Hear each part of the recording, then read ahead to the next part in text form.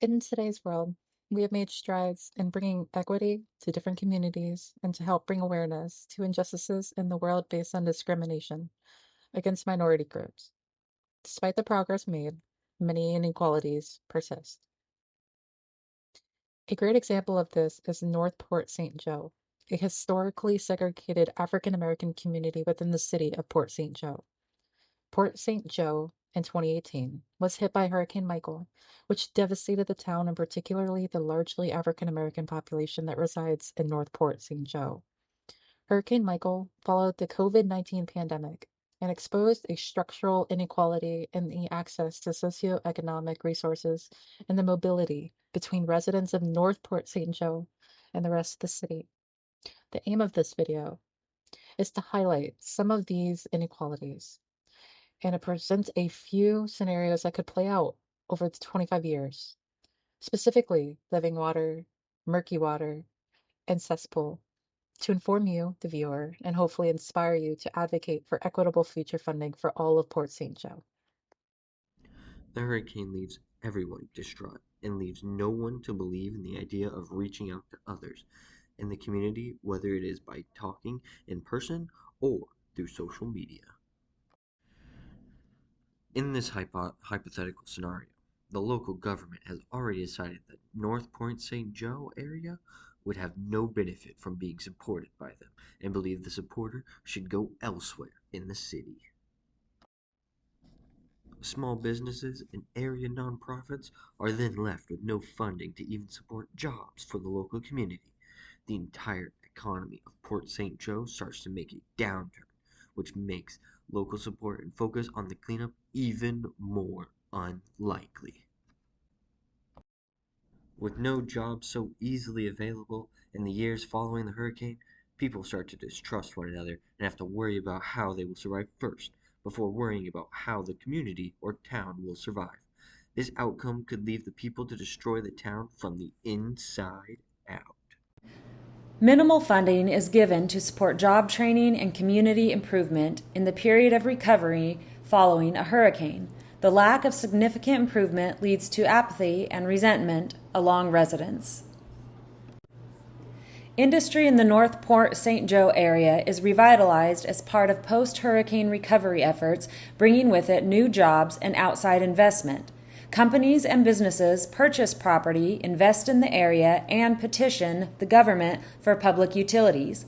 These companies and businesses may fund some projects to improve the local community, such as cleanup efforts and job training. However, these investments would extend only as far as they would benefit these companies.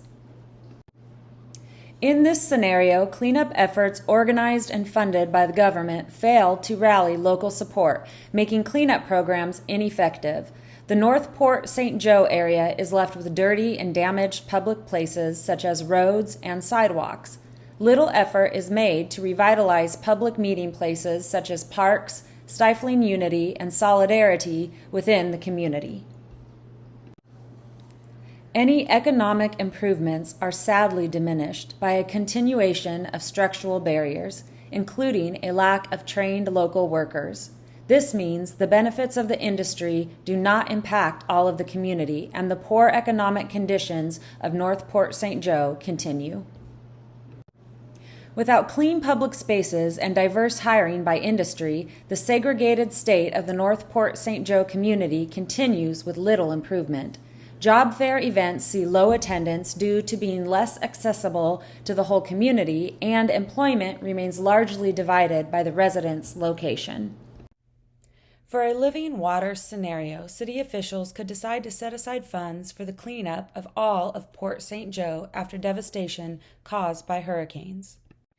By doing this, it could entice business leaders from all sides of town to then work with city officials in planning and organizing a once-a-month Clean Up Our City Day community event.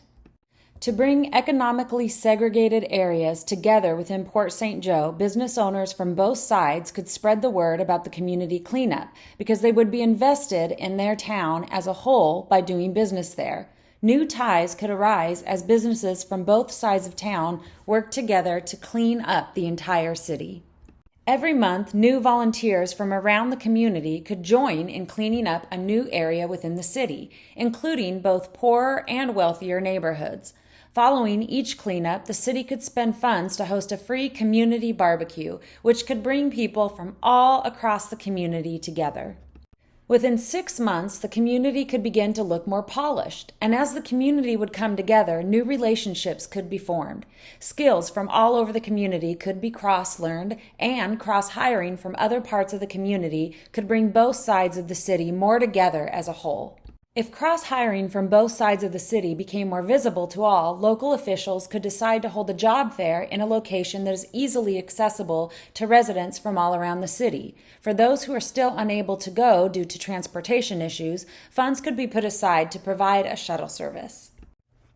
Hosting the job fair in Port St. Joe could promote economic growth and draw foreign enterprises to the area, thereby expanding the job market. Given the potential outcomes for Port St. Joe and its communities, what activities may you, as a viewer, take to lean toward a more favorable scenario?